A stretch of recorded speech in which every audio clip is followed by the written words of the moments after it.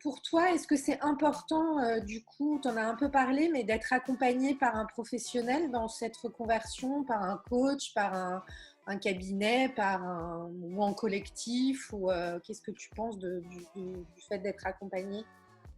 Bah, écoute, en fait, moi je dis que j'ai fait ça en autodidacte et ce qui est vrai dans l'absolu, mais au final, si je regarde bien, déjà l'accompagnement que j'ai dû faire moi pour moi-même, j'ai été accompagnée. J'ai pas fait ce travail toute seule. J'ai commencé pourtant au début, hein, tu sais, j'avais l'illusion qu'en achetant 10 000 bouquins de développement personnel, j'allais être guérie et soignée. Et ça m'a énormément aidée, très clairement, hein. Ça m'a mis sur une voie et ça m'a engagée dans ce processus. Après, sauf que c'est bien, je suis pas moi-même psychiatre ou spécialiste du cerveau, même si je fais des études de neurosciences, on n'a jamais terminé de connaître ce qui se passe là-haut. Et en plus, j'ai pas le recul nécessaire. Donc, à un moment, c'est bien beau de discuter avec moi-même et mes autres personnalités, mais être accompagné quand même par quelqu'un d'extérieur, c'est vital. Parce que sinon, tu ne sors pas de ton cercle personnel et intime. Et en fait, tu es obligé d'aller chercher, d'aller te confronter à l'autre pour te recadrer ou pour t'accompagner, mais d'une autre façon, parce que après tout, on n'est pas des surhommes.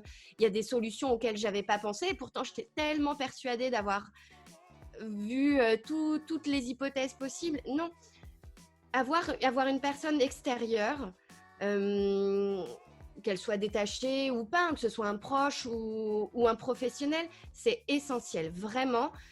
Il faut, encore une fois, déjà, tu peux pas aborder un métier d'aide à la personne, de thérapeute, si tu t'aides pas toi-même et si tu t'entoures pas de gens, puisque c'est le but même de la relation, tu vois, d'aider les autres. Donc, c'est un accompagnement qui peut être vraiment factuel et marqué, si tu veux, dans le sens avec, oui, on peut prendre un coach. Euh, je pense que c'est vrai, quand ça fait 20 ans que tu es dans une entreprise, par exemple dans le salariat, te lancer quand tu ne connais rien au monde de l'auto-entrepreneuriat et des mécanismes de la com sur les réseaux sociaux et compagnie, ça peut être vraiment très important et très utile d'avoir un coach spécialisé. Après, et puis, tu vois, ça dépend les cas de figure.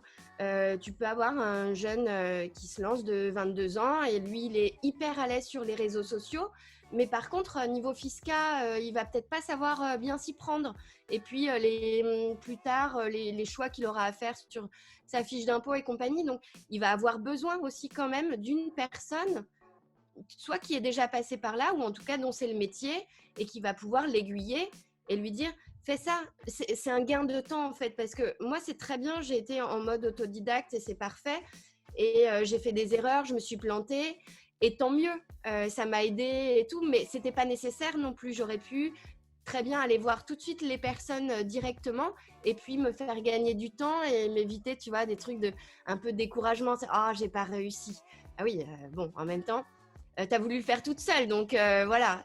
Alors que si tu avais été voir un petit pépère qui est spécialisé en fiscalité, par exemple, bon, et voilà, tout de suite, tu vois, j'aurais gagné du temps, je me serais épargné des inquiétudes, des angoisses. Merci Laetitia pour tous ces éclairages. C'était précieux d'avoir ton point de vue. C'était hyper intéressant. Merci à toi, c'était un vrai plaisir d'échanger. Donc merci beaucoup. Merci beaucoup. Écoute, je te dis à bientôt et puis bons échanges, bon partage sur la Merci. plateforme. Bah, merci pour la plateforme et merci pour tout. À très bientôt. À très bientôt. Bye Bye bye. bye.